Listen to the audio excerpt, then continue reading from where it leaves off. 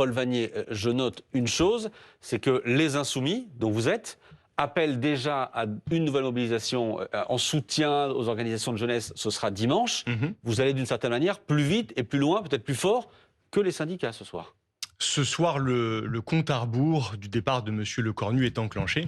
Et ce départ interviendra ou bien au moment du vote de confiance, s'il le sollicite, comme François Bayrou, son prédécesseur, l'avait fait, ou bien au moment du vote de la motion de censure que mon groupe parlementaire va déposer à la première journée de la session parlementaire. Et dans cet intervalle, oui, il y aura des journées de mobilisation, des journées d'action. Le 21 septembre, à l'appel des collectifs qui ont initié le 10 septembre, à l'appel aussi d'organisations de jeunesse, il y a des rassemblements qui sont appelés sur toutes les places de la République de France. La France Insoumise s'y joindra et elle appelle à appuyer cette initiative. Et puis évidemment, si l'intersyndicale, quand des organisations syndicales appelleront elles aussi, si elles en prennent la décision à d'autres journées de grève, d'action, nous Mais vous êtes plus jusqu'au boutiste que les syndicats d'une certaine manière. Non, je ne crois pas. Je crois qu'aujourd'hui, 1 million de personnes se sont retrouvées dans la rue pour dire non au coup de force d'Emmanuel Macron, non à la prolongation d'une politique qui est aujourd'hui rejetée par une écrasante majorité des Français, non au budget Bayrou, au-delà de ces 2 jours fériés, le doublement des franchises médicales,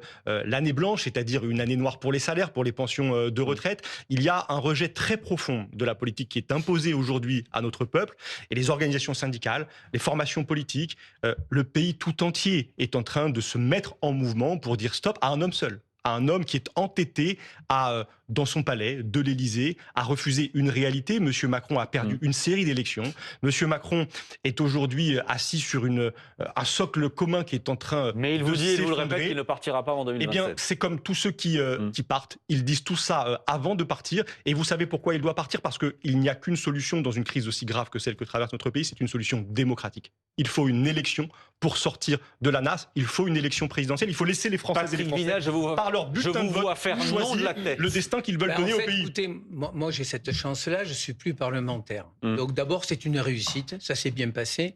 Il faut toujours entendre la rue. Entendre la rue, ça ne veut pas dire... On a un ancien député macroniste qui nous dit ce soir, clairement, c'est une réussite. Mais Maxime, je n'ai pas de problème. Rappelez-vous, pendant la réforme des retraites, j'étais chez vous, je disais que sans la CFDT, c'était une erreur, on va être clair. Le vrai débat, il est quoi? C'est est-ce que cette crise va servir à repenser autrement la démocratie? On avait François Bayrou qui est arrivé, qui a dit 2 jours fériés, qui a passé du temps sur des plateaux. On a enfin Sébastien Lecornu, et je vous donne une autre information. Alain Duhamel disait il faut que le président Macron lâche un peu la bride à Lecornu. Non, le président Macron, il faut qu'il préside. Et Sébastien Lecornu doit gouverner. Ça, c'est le premier point. Deuxième point, Sébastien Lecornu, il prend le temps. Mais tant mieux, c'est trop important cette crise. Qu'est-ce qu'on fait de la taxe d'humain? Qu'est-ce qu'on fait de la retraite, de la pénibilité? Qu'est-ce qu'on fait aujourd'hui de cette taxe? Qu'est-ce qu'on fait des agences qu'on a? Mais le vrai débat, il est là. Et vous croyez que M. Lecornu, en un quart d'heure, il va faire ça? Il a jusqu'à fin décembre pour le budget. Ça fait 8 ans qu'il est là. Hein. Monsieur, normalement, le budget, on le dépose début octobre. Mais on peut le voter jusqu'à fin décembre. Oui. On a fait ça la dernière fois. Excusez-moi, je finis. Monsieur Vanni est dans son couloir. Depuis le début, LFI veulent que le président s'en aille. On est d'accord. Ils le font bien. Hein. Ils ont une armée, ils font le job. Le Rassemblement national dit on veut une dissolution parce qu'ils pensent qu'au lieu de 123, ils seront 180. Donc, il faut qu'on continue à ouvrir la porte à LFI et au RN, mais qu'on trouve des chemins de convergence avec tout ce qu'ils veulent bien le faire. Qu'est-ce que ça veut dire qu'on ouvre la porte à LFI, au RN? Mais parce qu'il faut toujours les inviter à venir aux réunions. Ils viennent pas. C'est leur problème. Ils viennent pas. Mais vous savez, enfin, les Insoumis. Aujourd'hui, Sébastien Lecornu, il a perdu aujourd'hui. Moi, je vous le dis, dans les 15 jours, si tout le monde s'y met, parce qu'il y a les élections municipales, parce que les socialistes aujourd'hui, comment ils se décadent des LFI? Parce qu'ils auront besoin des LFI aux municipales. Donc, tout ça, qui c'est qui peut le gérer? C'est de la transparence, Maxime Vitesse. Et c'est que les Français, ils se rendent compte. Qu'est-ce que demande le Rassemblement national? Qu'est-ce que demandent les Républicains? Que veulent les écologistes? Et ça, une fois que c'est fait, il vient chez vous, Sébastien Lecornu, et il dit voilà ce qu'on peut faire ensemble. Et là, après, les groupes politiques prendront leurs décisions. Je ne rêve pas, Yves Tréhard. La dernière fois que je suis venu, vous m'avez dit les avantages CMPM, c'est dérisoire. Aujourd'hui, la femme qui m'a écrit, je donnerai le mail, qui paie son essence de sa voiture, qui le 15 du mois peut pas faire les courses, elle me dit moi, pourquoi on ne paye pas l'essence? Il faut changer tout ça, Yves Tréhard. Et il le fera, Lecornu. Mais politiquement, comment vous pouvez imaginer que les oppositions à Sébastien Lecornu, et Sébastien Lecornu, qui est comptable quand même, et qui est le rempart d'Emmanuel Macron sur la politique de l'offre qu'il a conduite et qu'il n'entend pas voir remise en question, sauf à être complètement nié. À être complètement nié. Mais attendez, il y a des logiques politiques. Mais pourquoi? Attendez, attendez, je termine. Vous coupe parce que moi, je termine bien. Je termine. Et comme je vous aime bien, je termine.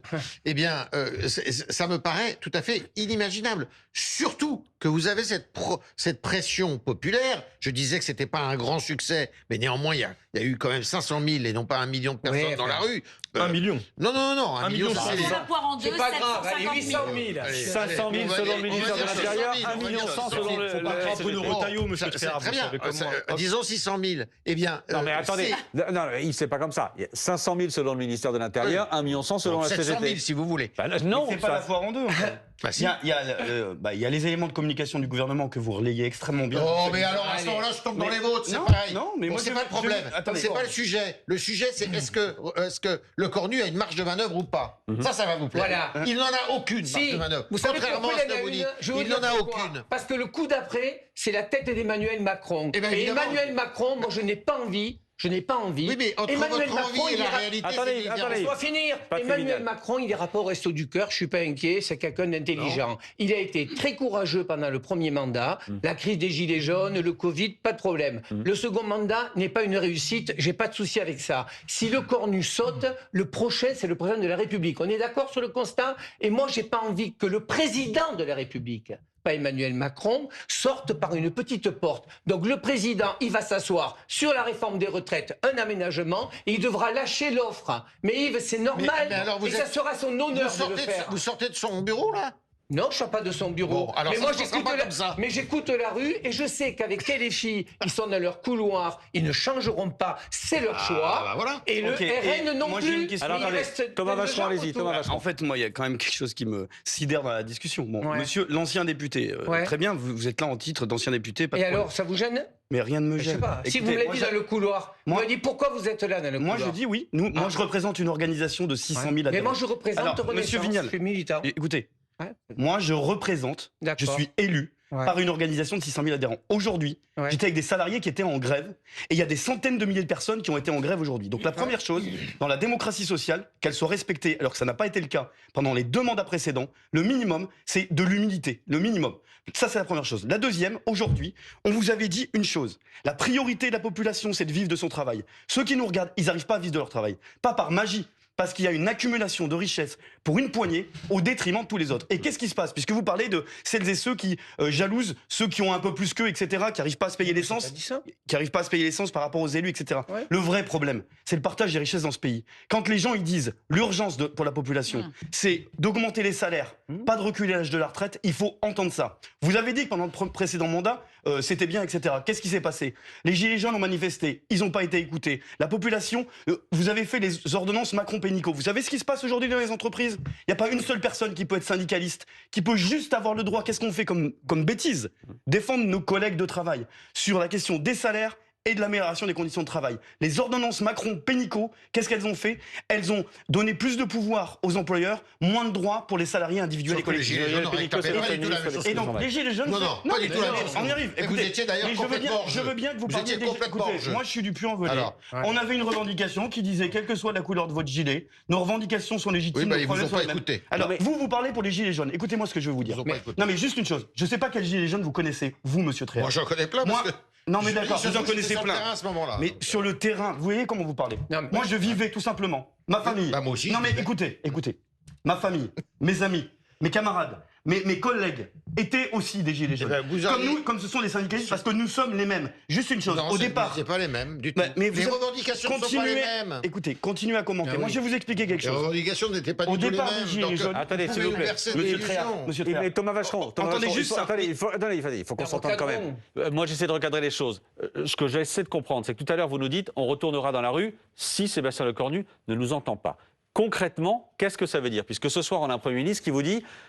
grosso modo, j'ai vu ce qui s'était passé aujourd'hui. Les revendications sont au cœur des discussions que j'ai avec les syndicats et que je vais avoir avec les syndicats, puisque je vais les recevoir à nouveau. Qu'allez-vous dire à Sébastien Lecornu? Qu'est-ce que vous allez concrètement lui demander? il faut qu'il entende la population. Et pour faire le lien avec ce que je viens de dire, les Gilets jaunes, ils étaient contre les taxes injustes et pour les impôts justes. Et le fond du problème aujourd'hui, c'est que ceux qui travaillent le plus cotisent à juste titre pour leur retraite. Le salaire brut, c'est très important, ça on veut le conserver, mais ont des taxes injustes comme la TVA. Et donc nous, on est pour dire, par exemple, comme il y a une grève en ce moment dans l'énergie, pour dire il faut remettre la TVA à 5,5 et pas à 20. Et les salariés d'énergie aujourd'hui, ils se battent pour leur salaire et pour nos factures à tous et toutes. Et l'injustice fiscale, vous savez ce qui se passe? Les gens comprennent, parce que aujourd'hui, tout le monde note. Il n'y a pas eu d'incident. Mais vous savez pourquoi? Parce qu'il y a une intelligence collective dans la population. Les salariés, c'est pas des abrutis. Ils sont intelligents. Ils veulent vivre de leur travail. Et dignement, ils ont fait grève. Ils ont manifesté pour revendiquer. Et donc on dit à monsieur Lecornu, vous êtes au courant. Le budget Bayrou, puisque c'était la discussion d'avant, on a pris la carte sur laquelle on discute avec lui. Tous les points du budget. On a discuté point par point avec lui. Qu'est-ce qu'on a eu? Grâce aux mobilisations du 10 septembre, on a gagné les 2 jours fériés. Aujourd'hui, on veut que le reste, que les 20 autres points, ils soient supprimés pour une raison. Parce qu'aujourd'hui, dans ce pays n'a jamais été aussi riche en richesse créée. Quand je travaille, je crée de la richesse. Le problème, c'est qu'elle n'a jamais été aussi mal partagée. Et nous, qu'est-ce qu'on dit? On veut pas tout, vous savez, mais on veut pas rien du tout. Et qu'est-ce qui se passe? De tous ceux qui nous regardent, ils le savent. Au boulot, c'est de plus en plus dur. Et donc, c'est taxe Zuckman, par exemple? Mais nous, la taxe Zuckman, c'est un début. Pourquoi? Et avant que tout le monde saute dessus, parce que j'ai vu les polémiques. Moi, écoutez, les gens, ils disent un truc très simple. Ils m'ont dit, c'est combien 100 millions d'euros? 100 millions d'euros, le début de la taxe, que tous ceux qui nous regardent, personne ne connaît quelqu'un qui a déjà plus de 100 millions d'euros. 100 millions d'euros, ça veut dire quoi? Ça veut dire 500 appartements à 200 000 euros. Ceux qui nous regardent, ils n'ont pas des appartements à 200 000 euros. Et la taxe Zuckman, on commence par prendre à ceux qui ont beaucoup trop et qui se sont enrichis sur quoi? Sur le travail de tous, parce que qui crée la richesse? Monsieur, vous avez une entreprise. Oui. Qui crée la richesse dans l'entreprise? Ce sont les salariés. Et donc nous, ce qu'on demande, encore une fois, c'est d'entendre et de répartir. Patrick Vignal. Je ne vous dis pas le contraire. Pendant la réforme des retraites, j'étais décalé parce que je disais qu'effectivement, les très très riches doivent participer. Mais il y a aussi d'autres possibilités. Aujourd'hui, on a 1200 agences. Est-ce qu'on peut aussi faire des économies sur les dépenses? Ce que je veux vous dire aujourd'hui, c'est que moi, j'entends cette rue. J'ai pas de souci avec ça, monsieur. Mais vous avez posé une demande au Premier ministre. S'il vous répond de suite, d'abord, vous ne le croiriez pas, laissez-le au moins faire une feuille de route. Enfin, ce qui me gêne... Vous savez, c'est très simple. Monsieur, écoutez-moi. On prend les mêmes et on recommence. La problématique est très simple. Mais je sais monsieur, s'il vous plaît, il faut qu'on s'écoute. Vous ne faites plus confiance aux politiques, on l'a compris. Vous ne croyez plus à la parole politique. J'ai pas de souci avec ça. Vous allez voir un Premier ministre, Sophie Binet, sort et le dit, j'ai donné ma feuille, il ne m'a pas écouté, il ne me donne rien. Laissez-le faire le tour de tout le monde. La CFDT, la CGT, laissez du temps quand même. Est-ce que cet argument-là, Paul Vannier, vous êtes prêt à l'accepter? On a un Premier ministre qui est là depuis 10 jours, qui essaie de construire, d'écouter. Est-ce que vous êtes prêt à accepter cet argument-là? Non. Non, monsieur Lecornu est là depuis 8 ans. Si monsieur Lecornu avait compris ce qui s'était passé aujourd'hui, il aurait dit qu'il abrogeait la réforme des retraites. La réforme des retraites, il y a, grâce à une intersyndicale, des millions de personnes qui ont manifesté contre elle. Elle n'a jamais été votée à l'Assemblée nationale. Les sondages, il y a 2 ans, nous disaient que plus de 90% des actifs n'en voulaient pas. Elle est là. Donc si M. Lecornu veut adresser un message clair, le message d'une rupture et d'un changement de politique, il pouvait ce soir, plutôt que d'envoyer un communiqué complètement alambiqué qui est fait pour gagner du temps, dire les choses clairement. Des marges de manœuvre, M. Tréhard. Et il oublie les 200 milliards de dettes qu'on a pas. Beaucoup, justement, parlons gros sous. Parlons gros sous. L'année dernière, 100 milliards d'euros de dividendes versés, record absolu, record dans l'Union européenne. L'année dernière, plus de 200 milliards d'euros d'aide aux entreprises. Depuis l'arrivée des macronistes au pouvoir en 2017, le patrimoine des 500 plus grosses fortunes est passé de 600 à 1200 milliards d'euros. Ça en fait beaucoup des appartements à 200 000 euros. Dire aujourd'hui que ces gens-là, à qui on a supprimé l'impôt sur la fortune, à qui on a fait tant de cadeaux, qui sont aujourd'hui la cause du déficit budgétaire de la France. Dire aujourd'hui que ces gens-là, ces 1800 personnes qui ont plus de 100 millions d'euros de patrimoine, ne peuvent pas verser 2% de ce patrimoine, c'est la taxe Zuckman, c'est 20 à 25 milliards d'euros de recettes. C'est un scandale absolu. Je veux juste, monsieur Triard, pour que tout le monde soit informé, je sais que vous êtes inquiet ce soir et que vous êtes dans la caricature, mais juste pour être informé, le patrimoine des grandes fortunes, il augmente en moyenne de 7 à 10% par an. Prendre 2% sur ces fortunes immenses, si les macronistes aujourd'hui n'y sont pas prêts, alors ils précipitent le pays vers la crise et le chaos. Le problème, c'est que c'est pas comme ça que vous allez sauver la France et enrichir ceux qui en ont le plus besoin, c'est-à-dire les plus modestes. Mais je vais vous dire comment en augmentant le SMIC, par exemple. Et il n'a pas annoncé le Cornu ce soir. C'est précisément la politique qui a été appliquée en 1981 et qui a foutu la France dans le fossé en 1983, qui a gravement augmenté le chômage. Mais monsieur Triard, il y a 7 prix Nobel d'économie qui défendent le principe de la taxe Zuckman, qui ont des arguments bien plus conséquents que vous. Ce que vous devriez faire, c'est réfléchir à comment on relance la croissance, comment on fait en sorte que les gens s'enrichissent en travaillant. C'est ça que vous devriez faire. Bonsoir Laurent Jacobelli. Bonsoir. Merci d'être avec nous en direct ce soir sur BFM TV, député de Moselle et porte-parole du Rassemblement National. Juste une chose, une curiosité de ma part. Est-ce que vous êtes en phase ce soir avec toutes les revendications portées par les cortèges syndicaux aujourd'hui ? Oh, toutes, ce serait difficile à dire puisqu'il y en avait beaucoup. Hein. Ça va des pharmaciens que nous soutenons bien évidemment puisque on leur rabotera de 20% à peu près le profit sur la vente de médicaments génériques, de gens qui disent que malgré leur travail et leur salaire, ils n'arrivent pas à joindre les deux bouts à la fin du mois. Tout cela est bien évidemment audible.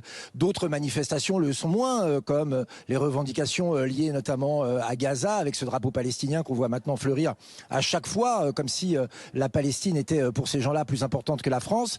Vous savez bien que ce n'était pas le cœur de la manifestation aujourd'hui, très à gauche, voire à l'extrême gauche. Pardon ? Vous savez bien que ce n'était pas le cœur de la manifestation aujourd'hui, que le cœur des revendications, c'était autour de la réforme des retraites, non, mais on l'a vu c'était autour de la taxation des plus riches, c'était ça, c'était pas Gaza. Non, je pense pas que les gens qui manifestaient pour que on taxe les plus riches. Je pense que la plupart voulaient vivre de leur travail, voulaient que l'étouffoir fiscal les épargne pour qu'ils puissent miser sur l'éducation de leurs enfants ou s'acheter des biens. Je pense que c'est ça en fait le cri qu'on a pu entendre dans la rue, un cri d'ailleurs qui devrait s'exprimer de manière démocratique à travers les urnes, et ça aurait été la sagesse de dissoudre l'Assemblée nationale pour que tous ces Français qui veulent vivre dignement de leur travail, tous ces professionnels, ces artisans puissent s'exprimer à travers un bulletin de vote. C'est pas le cas et donc ils ont besoin de crier leurs besoins dans la rue. Moi j'aimerais dire quand même qu'aujourd'hui je déplore que 26 forces de l'ordre aient été agressées et que 7300 individus radicalisés aient pu se balader tranquillement dans les rues de France. On voit bien aujourd'hui dans cette manifestation que nous sommes face à deux problèmes fondamentaux. D'abord le pouvoir d'achat d'un côté et de l'autre le respect de l'ordre et de l'autorité. Le respect de l'ordre, même si le ministre de l'Intérieur, effectivement, donnait ces chiffres des blessés côté des forces de l'ordre, il y a des blessés aussi côté manifestants, et disait que ça s'était globalement passé dans de bonnes conditions. Ce sont les termes du ministre de l'Intérieur. Mais alors, je vais vous poser la même question qu'aux autres ce soir, Laurent Jacobelli. Vous dites, j'entends ce qui a été dit, j'entends qu'il y a de la colère. Donc vous dites quoi? Stop ou encore? Ils ont raison, ils devraient continuer à manifester ce soir? Je pense qu'il faut entendre la juste colère d'un certain nombre de Français qui en ont marre de payer pour les autres. Vous savez, les Français qui travaillent aujourd'hui, ils sont de moins en moins nombreux et ils payent pour de plus en plus de monde, les profiteurs du haut comme les profiteurs du bas. Je pense qu'il faut essayer de faire en sorte de limiter l'assistanat au maximum, qu'on soit mieux payé quand on va travailler que quand on reste à regarder la télévision chez soi, et surtout donner la priorité aux Français par rapport à ceux qui viennent d'arriver légalement ou illégalement et qui profitent très largement des largesses sociales de notre pays. Je vous ai entendu parler entre les différents macronistes, ceux de l'extrême gauche qui ont appelé à voter Macron et ceux de la Macronie assumés sur votre plateau. Ils débattent de taxes, etc. Mais vous savez, ce qu'il faut, c'est surtout réduire les dépenses de l'État. Aller chercher l'argent là où il est. Le coût immodéré de l'immigration, les agences qui ne servent à rien, le surpoids de l'État, le budget augmenté de la participation française à l'Union européenne. Il y a 100 milliards à aller chercher. Alors plutôt que d'imaginer comment on va ponctionner les Français et leur faire les poches, essayons de voir plutôt comment on va faire une cure d'amaigrissement à notre État qui aujourd'hui est vraiment en surpoids. Mais est-ce que vous faites confiance à Sébastien Lecornu justement pour mener les discussions, les négociations qu'il a en ce moment avec les forces politiques et avec les forces syndicales? Je vous pose la question parce que hier, quand Marine Le Pen est ressortie de son bureau, elle n'a pas dit c'est terminé, on censure forcément.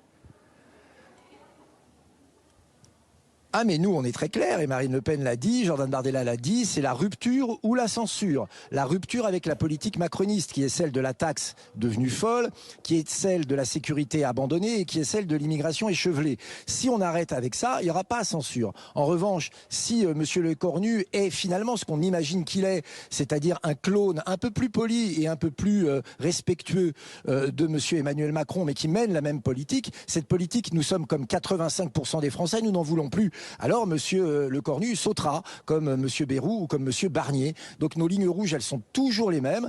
Notre ancrage dans la Ve République et la volonté de respecter nos institutions est toujours la même. Nous irons au rendez-vous, nous donnerons nos lignes rouges et nos contre-budgets. Si Monsieur Lecornu, et entre nous c'est peu probable, nous écoute, tant mieux. S'il reste un macroniste enraciné dans son erreur, eh bien il sautera, je ne peux pas vous dire mieux.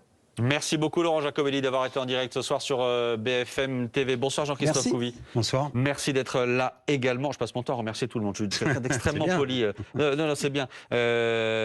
Syndicat... Unité. Unité. Vous savez, il vaut mieux donner que recevoir. Oui, voilà. Syndicat Unité. On vous montrera des images dans un instant, des images qui font beaucoup parler ce soir. Ce sera dans la mise à jour de Lisa Adef. Des images qui ont pu choquer aussi d'une intervention policière du côté de Marseille. Simplement, on avait le ministre de l'Intérieur tout à l'heure en direct qui nous dit que ça s'est passé dans de bonnes conditions, malgré les inquiétudes qu'il pouvait avoir ces derniers jours. Est-ce que vous dites la même chose ce soir ? Moi, ce que je dis, c'est que depuis, on a vu la semaine dernière et aujourd'hui, la stratégie paye. Nos collègues sont plus opérationnels. Voilà, il y a, effectivement, on ne laisse pas les choses s'enquister, s'ankyloser. On est très actifs, proactifs. Et ça, c'est bien. Voilà, on l'a vu. Après, il y a 26 policiers et gendarmes blessés. C'est 26 de trop, dont Ahmed, notre délégué CRS à 45, qui a perdu des dents. Comme quoi, vous voyez, Ahmed, c'est la France de la diversité, c'est la police, et non pas qu'une police raciste et violente. Oui, on a suivi avec vous, Dominique Rizet, toute la journée, les cortèges, etc., qui se sont globalement bien passés, effectivement. Oui. Il y a eu quelques tensions à Paris, c'est parfois spectaculaire quand on les voit à la télé, mais globalement, effectivement, on a quelque chose d'assez calme aujourd'hui. Absolument, c'est l'opposé de ce à quoi on s'attendait, c'est l'opposé de ce qu'on nous avait prédit, en nous disant attention, ça va très très mal se passer. Il va y avoir entre 5 et 10 000 Black Blocs, on ne les a pas vus. Je pense que sur les chiffres, on en parlera tout à l'heure, mais bon, il faut toujours dans les manifestations faire très attention aux chiffres qu'on nous donne, mais ça s'est plutôt globalement bien passé. C'est vrai que les forces de l'ordre, policiers, gendarmes, sont maintenant rompus, ont des techniques nouvelles, vont chercher les fauteurs de troubles avant que la situation se cale quelque part et qu'elle ne dégénère. Donc voilà, quoi, ça s'est plutôt bien passé pour tout le monde. Bon, avec quand même des déclarations du côté de la France Insoumise où Jean-Luc Mélenchon disait tout à l'heure que Bruno Retailleau espérait que les poubelles brûlent, espérait qu'il y ait des... Vous pouvez sincèrement imaginer que le ministre de l'Intérieur espère que ça se passe mal. Ah oui. Et ça s'est bien passé aujourd'hui malgré Bruno Retailleau. Bruno Retailleau, depuis plusieurs jours, a essayé d'instaurer une politique, un discours de la peur très anxiogène pour sans doute limiter la mobilisation, annonçant le pire, 10 000 Black Blocs, personne ne les a vus aujourd'hui, et des cortèges très bon enfant, des cortèges déterminés, même si nous avons encore vu, je veux d'ailleurs dire un mot de soutien à votre confrère journaliste à Lyon, qui a été blessé par un tir de la police, et nous avons vu des violences à Marseille ce matin, choquantes, une femme qui est insultée, poussée à terre. On va voir les images dans un instant. Oui. Je veux juste dire que moi, je vais être très clair. Vous pensez aux 26 policiers forces de l'ordre je pense à aussi eux et je leur adresse ma solidarité et mon soutien. Ce que je veux dire, c'est important, les policiers obéissent à des ordres. Et les ordres viennent du plus haut niveau de l'État et viennent de M. Retailleau. M. Retailleau met la population, la France, les manifestants en danger par la politique de la surenchère qu'il joue, mais il met aussi les forces de l'ordre dans une situation extrêmement difficile. Quand on mobilise 80 000 policiers et gendarmes, comme c'était le cas aujourd'hui, c'était déjà le cas le 10 septembre, on les épuise, ils ne sont pas disponibles pour d'autres missions qui sont tout aussi nécessaires. Je voudrais d'un mot que Jean-Christophe Couvi vous répondre avant qu'on voit les images du jour. Anxiogène, et donc M. Retailleau était le principal danger de la journée. Fort heureusement, il a été contourné par le pacifisme des manifestants. Je ne suis pas le porte-parole de M. Retailleau, loin de là. Je fais mon travail syndicaliste. La seule chose, c'est que si on avait voulu le chaos, on n'aurait pas mis 80 000 policiers sur le terrain, on aurait laissé faire les choses avec des images désastreuses de la France qui brûle et qui panique. Après, vous savez, c'est si on met trop de force on en fait trop. Si on n'en met pas assez, on n'en fait pas assez. Le juste milieu, il est compliqué à trouver. Après, effectivement, je suis d'accord avec vous sur certaines missions qu'on ne pourra pas faire aujourd'hui. Les points de deal aujourd'hui, c'était open bar. On ne pouvait pas être partout. Néanmoins, on a une fiche réflexe. C'est les JO qui l'ont montré. Si on met des forces de police sur le terrain et qu'on est assez pour manœuvrer, on voit que justement que ça fonctionne bien. Allez, la mise à jour, les toutes dernières images avec vous, Lisa Def, et on commence par les images donc de la mobilisation du jour. Oui, si vous les aviez ratées, elles sont ici. Des cortèges de manifestants partout en France, Paris, Marseille, Toulouse, Bordeaux, Lyon, Nantes, Rennes ou encore Lille. Selon la CGT, je vous le rappelle, plus d'1 million de personnes étaient au rendez-vous, 500 000 selon le ministère de l'Intérieur. Les manifestants étaient plus nombreux que le 10 septembre, c'est un constat commun. Plus nombreux que lors de la dernière journée de mobilisation contre la réforme des retraites en mai 2023. 1 400 000 manifestants à l'époque. Ce sont les chiffres redonnés ce soir par le ministre de l'Intérieur. L'intersyndicale se réunit demain à 8h à la CGT pour décider de la suite du mouvement. Et le Premier ministre Sébastien Lecornu explique que les revendications de ces manifestants sont au cœur des consultations en cours. Le chef du gouvernement précise qu'il recevra à nouveau les organisations syndicales dans les jours qui viennent. C'est effectivement l'une des informations de la soirée, vous avez raison. Le chef du gouvernement qui dit qu'il y aura de nouveaux rendez-vous avec les syndicats qui pour l'instant ne donnent pas de nouvelles dates de manifestation. Et ça aussi c'est important. Lisa, dans cette mise à jour, en marge des cortèges syndicaux, il y a eu des heurts, il y a eu un peu de casse. 10 000 casseurs étaient attendus, ils étaient finalement des centaines, une proportion suffisante pour faire quelques dégâts. Bruno Retailleau observe que la France n'a pas été bloquée, il s'en satisfait, malgré la présence, dit-il, de 7 300 individus radicaux. 309 personnes ont été interpellées à travers le pays, dont 134 placées en garde à vue. Les tensions sont surtout intervenues en marge des manifestations de Marseille et de Paris, notamment au moment de la dispersion à Paris, place de la Nation. C'est moins de débordements que prévu et on en parlait il y a quelques instants, 26 membres des forces de l'ordre ont été blessés à cette occasion. Et alors justement, encore une image à montrer ce soir dans votre mise à jour, une image à Marseille d'une manifestante violemment poussée au sol par un policier. L'image que l'on va vous montrer n'est pas représentative de la majeure partie des manifestations du jour, mais cette image existe, donc on vous la montre. Le contexte d'abord, cette image provient d'une vidéo filmée avant la manifestation à Marseille. Elle a été largement partagée sur les réseaux sociaux. Vous allez voir dans quelques secondes un policier donner un coup de pied à une manifestante. Elle tombe, il lui lance « casse-toi » avant que l'un de ses collègues ne la pousse au sol. Regardez.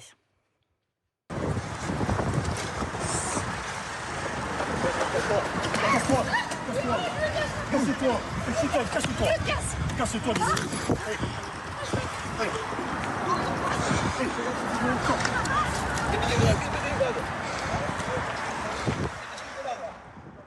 La préfecture de police des Bouches-du-Rhône précise que 200 manifestants hostiles, je les cite, avec du matériel se trouvaient sur cette zone. Et une source policière à l'AFP, l'agence France-Presse, dit qu'au regard de cette vidéo que vous venez de voir, rien ne contrevient à la doctrine du maintien de l'ordre. Fin de la citation. Merci Lisa. Au regard de cette vidéo, rien ne contrevient à la doctrine du maintien de l'ordre. Vous comprenez qu'on puisse en douter en voyant les images? Alors moi, ce que j'aime bien, c'est voir vraiment le début et la fin de l'intervention.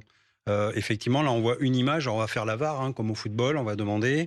Déjà, je vois qu'elle tombe toute seule. Après, le collègue, effectivement, lui donne un coup de pied aux fesses par un Non, mais elle est tombée avant toute seule.